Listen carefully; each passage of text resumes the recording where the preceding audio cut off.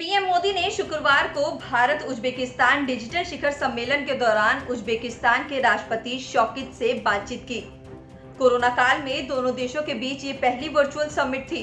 PM Modi ने कहा कि भारत और उज्बेकिस्तान आतंकवाद के खिलाफ दृढ़ता से एक साथ खड़े हैं और उग्रवाद, कट्टरवाद, साथ ही साथ अलगाववाद के बारे में भी दोनों देशों की चिंताएं एक जैसी हैं।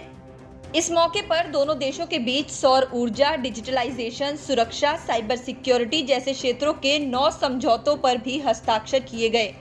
पीएम मोदी ने बैठक के दौरान कहा कि अफगानिस्तान में शांति की बहाली के लिए एक ऐसी प्रक्रिया की आवश्यकता है जो स्वयं अफगानिस्तान के नेतृत्व, स्वामित्व और नियंत्रण में हो। पिछले 2 दशकों की उपलब्धियों को सुरक्षित रखना भी जरूरी है।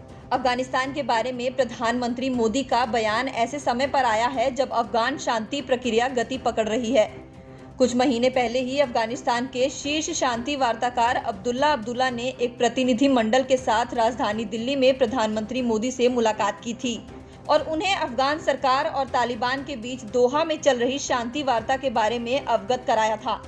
बता दें कि तालिबान और अफगान सरकार 19 साल के युद्ध को खत्म करने के लिए पहली बार सीधी बातचीत कर रहे हैं। अफगानिस्तान की शांति प्रक्रिया में भारत एक महत्वपूर्ण पक्षकार है। भारत ने अफगानिस्तान में पुनर्निर्माण गतिविधियों में करीब $2 अरब का निवेश किया है। फरवरी में अमेरिका और तालिबान के बीच शांति समझौतों पर हस्ताक्षर होने के बाद भारत उभरती राजनीतिक स्थिति पर करीबी नजर बनाए हुए है। पीएम मोदी ने कहा कि पिछले कुछ सालों में भारत और उज्बेकिस्तान के बीच आर्थिक साझेदारी मजबूत हुई है। उन्होंने कहा कि उज्बेकिस्तान की विकास प्राथमिकताओं के मुताबिक हम भारत की विशेषज्ञता और अनुभव साझा करने के लिए तैयार हैं। सूचना, शिक्षा, स्वास्थ्य जैसे क्षेत्रों में भारत में काफी काबिलियत है जो उज्बेकिस्तान के काम आ सकती है।